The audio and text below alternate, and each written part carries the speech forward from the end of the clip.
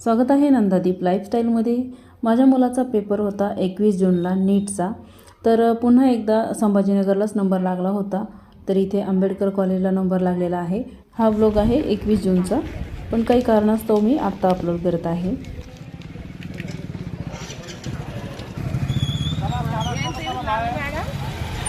हो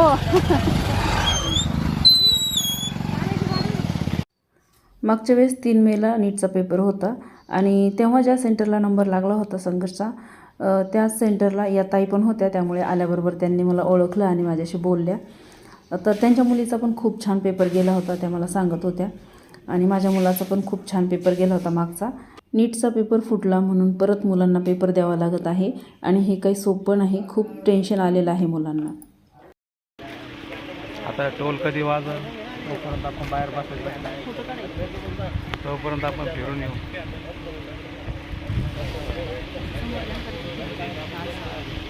पेपरसाठी मुलांमध्ये गेल्यानंतर आम्ही तिथेच बसलो थोडा वेळ, पण तिथे काही बसू देत नव्हते सिक्युरिटीवाले। त्यांनी आम्हाला सांगितलं की इथे बसू नका जवळपास। तर आम्ही इथे लांब आलेलो आहेत एका झाडाखाली। पेपर सुटेपर्यंत आम्ही सर्वजण इथेच बसलो। त्यानंतर पेपर सुटण्याचा टाईम झाला।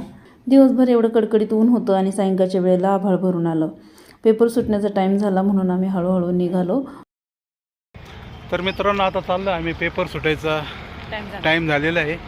चाललोय आता आम्ही, गाडी आली।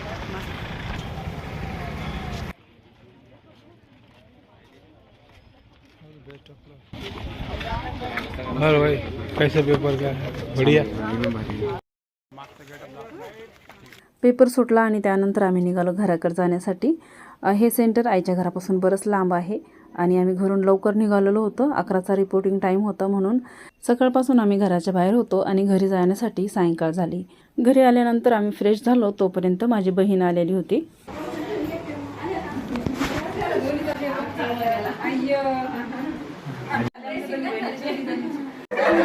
काय त्यांनी स्टेटस टाकले पप्पासाठी। हाँ मैं पापा जैसे बनना चाहता हूँ, आप तुम्ही रिप्लाय करत ना, तुम्ही वैसे तो बन रहे हो। त्यानंतर मुलं आणि हे जेवायला बसले। जेवणामध्ये आहे आज गोड जेवण, आमरस आणि पुरणपोळी। इथे माझा भाऊ जेवायला बसलेला नव्हता, कारण की माझ्या बहिणीचे मुलं येणार होते, तर त्यांच्यासाठी तो थांबला होता। त्यामुळे आम्ही जेवून घेतलं। त्यानंतर मुलांची वाट बघत बसलो होतो आम्ही।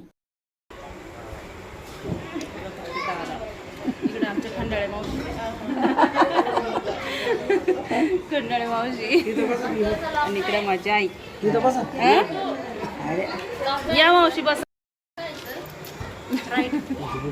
आज बसले फटाक्या भरून त्याच्यात फटाके लावायचे का फटाक्यांचं स्वागत करायचं झालं।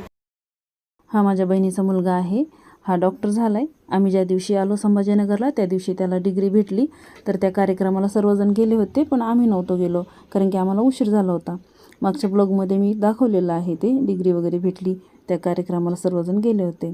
आणि याच्या स्वागतासाठीच माझ्या वडिलांनी फटाके वगैरे वाजवण्याची तयारी केली होती। माझ्या वडिलांनी भरपूर फटाके वाजवले। नाही राहत नाही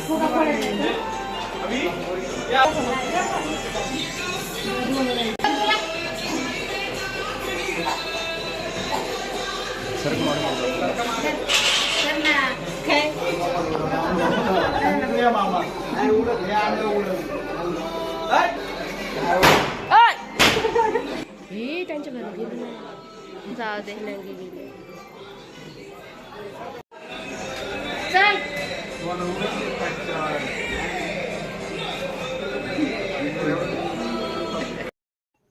स्वागत सत्काराचा कार्यक्रम झाल्यानंतर मुलांनी आणि मामांनी जेवण केलं। त्यानंतर आम्ही सर्वांनी फोटो काढले। त्यानंतर माझ्या बहिणीला जायचं होतं, तर मुलं आणि माझी बहीण घरी गेले। माझी बहीण इथेच राहते संभाजीनगरमध्ये। हा ब्लॉग मी बऱ्याच दिवसापासून अपलोड केला नव्हता, कारण माझ्या मुलाचा नीटचा पेपर झाला आणि दुसऱ्या दिवशी आम्हाला आमच्या घरी यायचं होतं। तर तेव्हा दुसऱ्या दिवशी माझ्या भावाची तब्येत अचानक खराब झाली, त्यामुळे मग आम्ही लगेच रिटर्न आलो नाही। 2-3 दिवस थांबलो तिथेच आणि त्यानंतर आम्ही घरी आलो।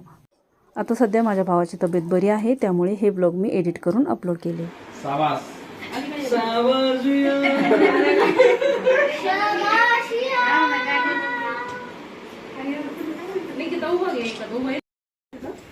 आमच्या सर्वांचे फोटो वगैरे काढून झाल्यानंतर माझी बहीण आणि मुलं निघाली त्यांच्या घरी जाण्यासाठी.